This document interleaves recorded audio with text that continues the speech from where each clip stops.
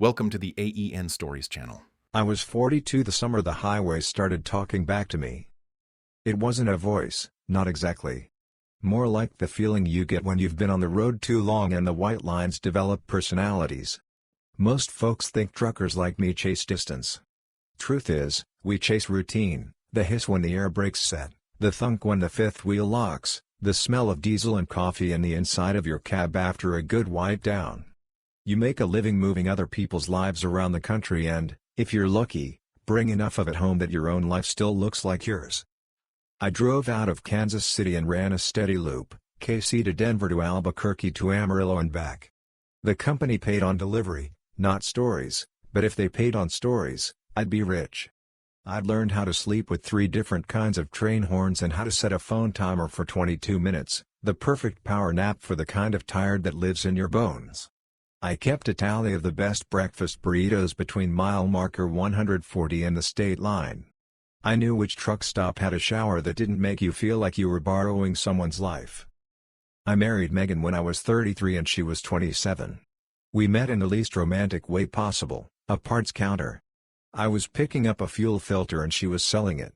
She had a quick laugh and a pencil tucked behind her ear and a certainty to the way she counted bolts that made me think, this is a woman who can save me from myself.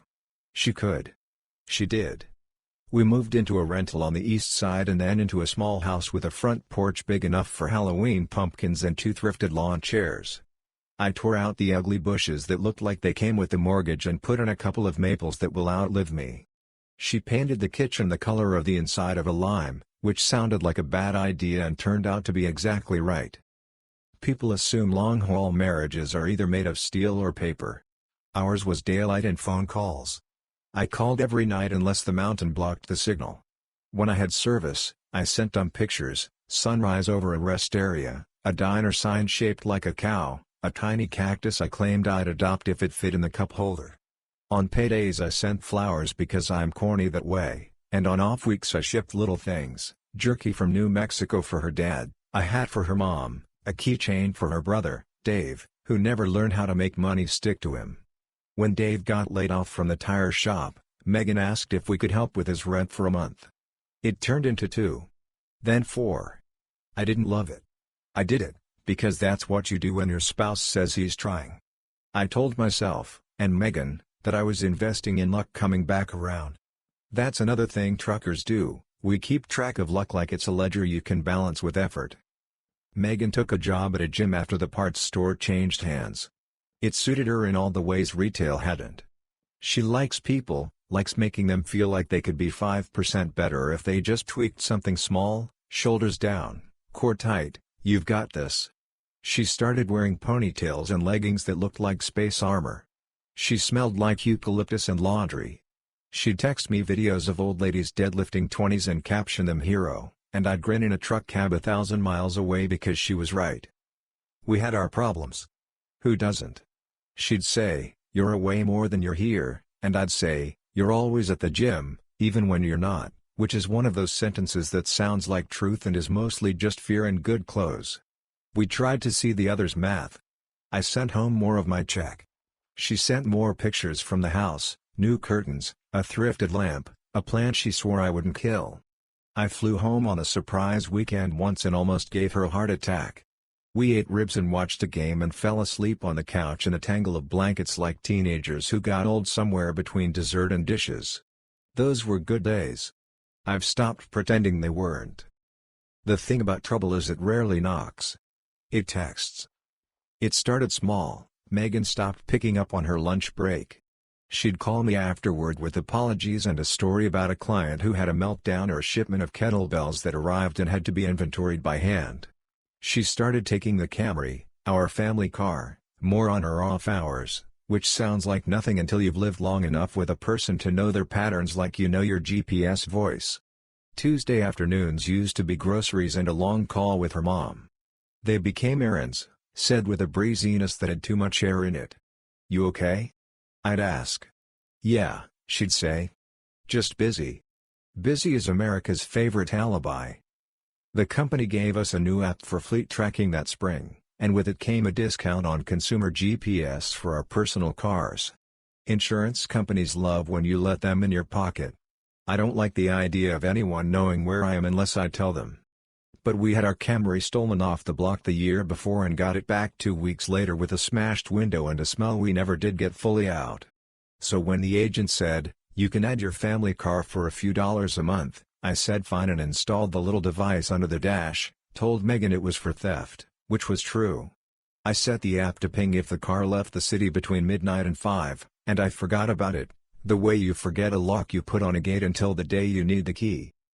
3 months later, I was parked for my 10-hour in a lot outside Tucumcari when the boredom made me clean my phone like a woman cleans her purse, delete old photos, unsubscribe from political texts, move apps into folders like that will make my brain a nicer place to live. I found the car app. I tapped it. The map loaded with our Camry as a little blue dot. It sat on a street I didn't recognize near the north side of town. I zoomed out. Highway. Turnpike. The dot moved the last time at 11:30 that morning. The label said, Sunset Motor Lodge. I stared at it like it would grow context if I gave it another minute. Sunset Motor Lodge sits behind the strip where payday loan places go to breed. I knew it because I had once delivered a couch there for a friend of a friend, one of those cash jobs you say yes to because no one else will, and a man in a robe had answered the door with a cigarette in his mouth and said, "Put it anywhere," like a punchline. The map said our Camry had been parked there for 2 hours and 17 minutes. At 1 in the afternoon. On a Thursday. It had left at 1:49, gone 2 blocks south, and parked behind the gym where Megan works, like a polite person not trying to hog the front lot. I shut the app. I opened it. The dot did the same dance. I told myself the car was ours but the story might not be. There's 1,000 reasons to be at a motel that don't include shame. A work thing. A friend in from out of town. A faulty pin drop. I told myself all of them. It worked until it didn't. I didn't call her that night. I stacked pallets and counted straps and talked to a man named Jordan at the next bay over about the right way to tie down a lawn tractor. I ate a burrito on the hood of my rig and watched a storm gather like a patient dog. I slept 4 hours and woke up with the kind of clarity that feels like a punishment and a gift. In the morning, the app gave me a history. Tuesday. Thursday the week before. Monday 2 weeks back. The same dot. Sunset. I'm not proud of what my brain did next. It looked for a way to be the hero of a story that had no heroes left. I pictured knocking on the motel door and delivering a line that would make a Netflix audience clap. I pictured waking my brother-in-law up with a question he couldn't dodge. I pictured a lot of things that involved noise. Then I thought about Megan's mother, Linda, who once packed a casserole for me to take on a run to Denver because she was convinced the western half of Kansas is a food desert. I thought about her father, Dal, who pretends to hate me because I'm a trucker and then shows up at my house when I'm out of town to mow my lawn because he needed something to do. I thought of both of them, and I decided I didn't want noise. I wanted light. I came home 2 days later and said nothing. We ate pizza at the counter. Megan told me a story about a client who swore planks were ruining her marriage. I told her a story about a guy at the Loves who tried to fight the hand dryer. We slept. 2 mornings after that, I put a plan in my pocket and took it for a walk. Family trip? I said, pouring coffee like the coffee had a say. Been too long since we need our way through Linda's picture albums. Megan grinned, because she loves her mother's albums the way other people love dogs. I'll text them, she said.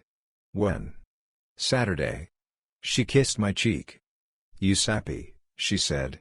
Guilty, I said. Saturday dawned with the nice manners of early June. The Camry was clean. I'd vacuumed it myself. Megan wore a sundress and a denim jacket. She looked good. Of course she did. That's part of the story I refuse to unwrite. She's beautiful when she's happy and when she's trying to pretend she is. We picked up her parents at 10. Linda brought cinnamon rolls because she can't arrive anywhere empty-handed. Cal wore a hat from a bait shop that sold more beer than bait. We pulled out of their drive and hit the road east like normal people going to see other normal people. We listened to Linda talk about the woman from church who overshares, a word she uses the way other women use perfume. 20 minutes in, I took the exit I shouldn't have taken. Dieter, I said. Need to swing by and check something. Check what? Megan asked, like you ask when you want to be reassured, not informed. You'll see, I said, and Cal chuckled like he approved of mystery if it came with a full tank. The sign for the Sunset Motor Lodge appeared like a bad joke.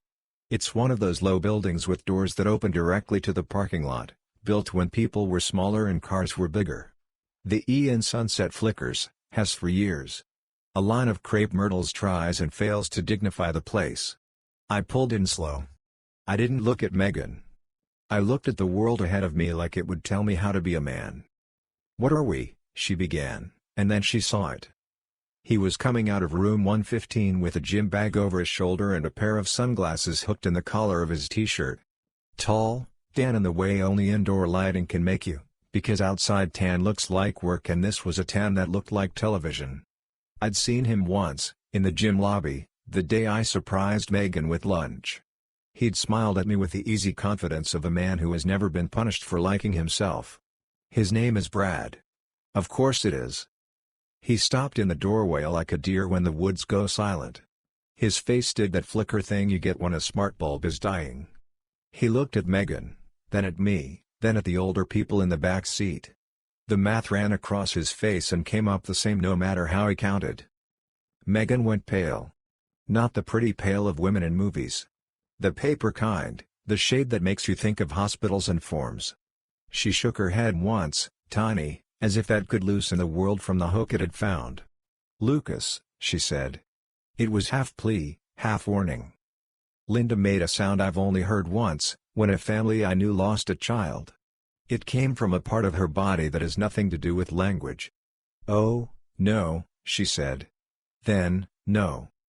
Cal leaned forward so his forearms pressed into the back of our seats. He looked out at the motel, then at his daughter's profile, then at me, and his jaw set. For once in his life, he didn't look like a man playing a part. He looked human in a way that hurt to witness. "We're going to drive around the block," I said. "We're going to breathe. And then we're going to decide what sentences belong to this day." It wasn't for drama.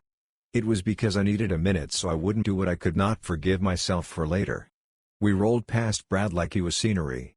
He didn't move. He stood in the doorway like a mannequin they forgot to sell. Around the block, Linda put her hand to her mouth and said, "Megan." It wasn't a question. It was a prayer that had lost its faith.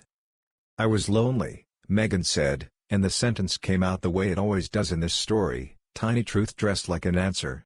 "Lucas is gone all the time and so you," Cal said, and stopped. His voice shook in a way I didn't think possible. "You do this? This?" He tapped the window uselessly like that would give him a vocabulary big enough to hold what he found ugly. He took off his hat and put it in his lap like court. We parked a block down by a vacant lot where the grass grows higher than the city's budget. I turned off the engine. The silence that follows a motor on a hot day is one of the purest sounds I know. I faced forward. I didn't ask Megan to explain because explanations are stories and I had a map. "I've been tracking the car," I said. "For theft. For safety." I said the words slowly because they were true. I noticed a pattern. This place. Workdays. Midday. I wanted to be wrong. I let the sentence find its shape. "I thought you might be in trouble." Or I don't know what I thought. I knew I didn't want it to be a secret I carried by myself. Not one more night. Megan sobbed. She put her hand on my arm and then pulled it back like she'd touched a stove. "It wasn't supposed to be," she started, and then stopped. "I'm sorry," she said. She said it again. The word has edges and she cut her mouth on them. "I'm sorry." Linda was crying now. "You don't do this," she said, and her voice was both smaller and stronger than I've ever heard it. "You don't do this to a man who sends you pictures from the road so you can see the sun he's under. You don't spend his money helping your brother and then pay him back like this. You don't make me explain to my sister why we're late because we stopped at the Sunset Motor." She couldn't finish the name. "You shame us," she said finally, and then she cried so hard she folded over herself. Cal put a hand on Linda's back. He has farmer hands. They look like they belong to a man who has worked for what he has, and in that moment I loved him for the first time without also wanting something from him. He looked at me. "Son," he said, and it would have made me flinch last week. It didn't now. "You're driving. You tell us what's next." "We go home," I said. "We eat something. Then Megan and I talk to a lawyer in the morning. We keep things quiet, as much as we can, because there's a baby next door with an ear infection and life is already hard. We don't make a scene here for a man who doesn't deserve our scene." Megan reached up and touched the chain at her neck she wears when she's nervous. "Lucas," she whispered, and it didn't land anywhere useful. "I know," I said. I looked down at my hands. They were steady on the wheel. It surprised me. "We're not going to fix anything today. We're going to tell the truth in small sentences we can live with." We drove to Linda's sister's place anyway because momentum is a kind of mercy. We told them we weren't staying long. We ate ham sandwiches and watched Linda's sister, Kathy, pull out photos of Megan at 19 in a prom dress that looked like a curtain, and we stood there and nodded at our former selves. Megan excused herself to the bathroom and I stood in the hallway and listened to the faucet run longer than anyone needs water. Cal crossed the room and handed me an envelope with a business card in it. "My lawyer," he said. "He's careful." He put his hand on my shoulder like he was steadying me on a ladder. The next day we divided by 0. There's not a better way to put it. We put our names on 2 different sheets of paper. We made a list of what was ours and what wasn't and then argued about the list like civilized people. She kept the Camry. I kept the truck I drive when I'm not in a rig. She moved in with a friend. I stayed in the house, both because I could and because the maple out front still believes in me. When you dissolve a marriage, forms are a kindness and a cruelty. They let you write a story without using words. Married. Now not. Shared property. Now not. It's like filling in a shipping manifest and pretending the boxes don't have weight. Megan's parents called me every day for a while, then every other day, then once a week. Linda brought casseroles like a one-woman FEMA. Cal helped me swap out the warped board on the back steps. He didn't say, "You did right." He said, "Hand me that level," and in his mouth it meant the same thing. I told my dispatcher what was going on because I didn't want him to think my head was going soft on the road and because I needed a stretch of runs that kept me close-ish. He gave me a Kansas City St. Louis Springfield triangle for a month, and it felt like someone pointed a fan at the swamp in my chest. I stayed off the Denver run because I couldn't stand the thought of the emptiness that opens up between mile marker 222 and 308 and the way the land grabs your thoughts and says, "Let me hold that." On the road, guys I've known for years did the thing men do when you give them a problem too big for wrenches. They went quiet and then offered labor. "You need help with anything at the house?" One asked, and I said, "I got it," and he nodded like I'd said, "Not yet." The old-timer who parks 2 bays over from me set a thermos of coffee at my feet the morning after I came back from the sunset. He didn't say a word. It was good coffee. I drank it like church. Megan texted sometimes. Mostly logistics, a bill, a piece of mail, a signature needed. Once she sent an apology so long it needed to be a letter. I read it and set the phone on the counter and walk to the end of the block and back with my hands in my pockets like a teenager who doesn't know where to put the thing burning a hole in him. I texted back, "I heard you. We're not friends. We're not enemies. We're citizens of the same past. You want a villain. So did I. It's easier that way." But the longer I sat with it, the more I had to admit you can love someone and still be lazy with them. I could have asked better questions. She could have answered worse. The space between is where the bad thing grew. Brad, well, men like Brad aren't built to carry blame. That's not a compliment. It's an observation. Dave, her brother, texted me 2 weeks after it all blew up. "Hey man," he wrote, like we were buddies. "I heard about you and Meg. Sorry. Any chance you could spot me 2:50 till Friday?" I stared at the phone long enough to watch the little typing bubble appear and disappear. Then I wrote, "No." He responded with 5 lines of reasons and a promise that never learned English.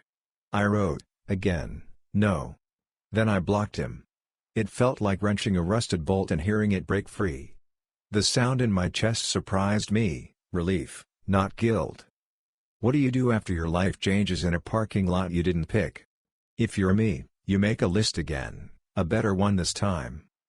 I installed a smart lock because the old deadbolt stuck in cold weather and because I wanted to change something that made a thunk I could feel in my hand. I sanded the porch rail and painted it the color of dry wheat. I called my doctor because there's a family history of men who don't, and I want to be an ancestor, not a lesson. I drove to my mother's house and sat at her kitchen table while she pretended not to cry into the chicken and rice. She said, "You were always steady," and I said, "I am now," and she nodded like she'd given me homework I already finished. On the road, I started stopping at a park in Columbia that runs along the river. I'd back the rig into a spot like a show-off and sit on the tailgate of my pickup with my boots in the dirt and a sandwich from a place that cuts the bread thick. I watched people walk their dogs. I drank water like someone who deserved to live long enough to see those maples shade the whole yard. I listened to a podcast about carpenters who build things you can move and things you can't.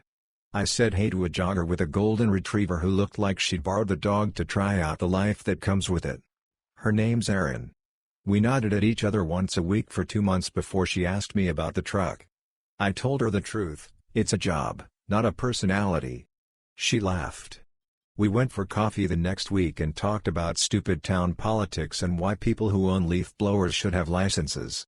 I haven't introduced her to Linda. That will be its own day. I do not rush my good. A month after the motel, I pulled into the gym lot to cancel a membership I never used but kept paying because marriage makes you pay for some things out of instinct. The desk kid was new, he had hair like a hat. He asked my name, typed, frowned, and said, "Do you want to freeze it instead?" I said, "Cancel." He said, "Okay," and then, because the world is full of children, he said, "Sorry about what happened." I blanked. He shrugged. "News travels," he said. I wanted to be mad. I wasn't. I signed the form and went out into the kind of sun that makes you smell your own cotton. I realized as I pushed the door that I hadn't thought about the motel in a week. The brain is good at healing when you feed it what it can chew: breakfast, work, a walk. Some nights, when I'm running late and the horizon looks like it's on fire because Kansas does sunsets like nobody else, I call Linda and put her on speaker so she can narrate her neighborhood to me. "Mrs. Dean put up those tacky flamingos again. Cal fixed the fence the wrong way and pretends he didn't. The squirrels are thick this year. Come by tomorrow and I'll pack you a cooler." She doesn't say, "We chose you." She doesn't have to. It's in every Tupperware she leaves on my counter with my name on masking tape like I'm 9. I think about that morning at the sunset less now. When I do, I try to remember the part that surprised me most. How calm I felt once we were in the car with the engine off and the truth between us like a heavy bag we weren't going to pretend wasn't ours. Calm is not forgiveness. It's not acceptance. It's the space where you choose your next word. I chose home. That helped. You want to know if I'd do it again, if I'd drive my family to the place where the threads came loose? I would. I wouldn't change the route. I wouldn't change the timing. I wouldn't change the part where I drove around the block and let the heat leak out before we said anything we couldn't unsay. I tell myself this not because I like what happened but because repetition can turn an accident into a method, and method is how you live with yourself on the other side of stupid. The Camry still shows up on the map sometimes, a ghost I forgot to delete, the little blue dot blinking somewhere useful: grocery store, work, her friend's apartment. I could remove it. I haven't yet. Some habits need a funeral, not a delete key. When it pings now, I close the app and call my mother. Or Erin. Or Cal, who will answer with what broke. Or you hungry? Either of which will do just fine. A few weeks back, I spent a Saturday not driving anywhere. I mowed the lawn and cleaned the gutters and made a stew my father would call cowboy soup because it had more ambition than ingredients. The maples threw shade like they were showing off. In the evening, I sat on the porch with a beer.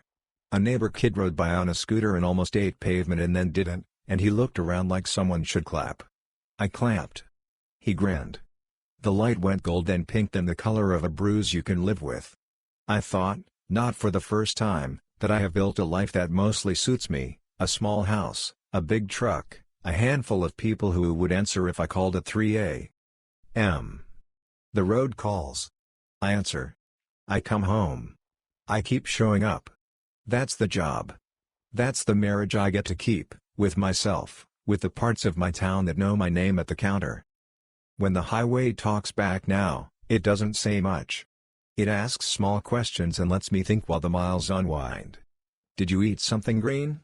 Did you call your mother? Did you check the oil, the straps, your temper? The answers are mostly yes. The ones that aren't will be tomorrow. I don't know if Megan and I will ever be the kind of divorced people who can share pie on Thanksgiving without someone gripping the fork like a weapon. Maybe. She sent me a picture of a fern she didn't kill, and I wrote proud of you and meant it.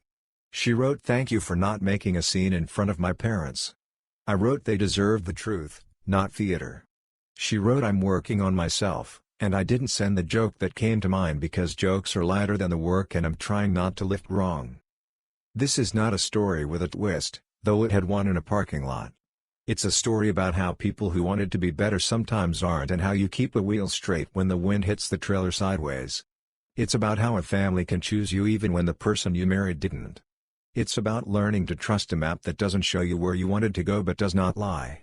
It's about putting your hands on 10 and 2 and saying, out loud if you have to, home, and then driving there, slow if you need to, stopping if you must, but choosing the turn that takes you to your own front door, where the porch light is on because you left it that way before you went out into the dark. Thank you for listening my story. If you want more raw, real, and gripping stories like this one, subscribe to the AEN Stories channel. Your support keeps these stories alive.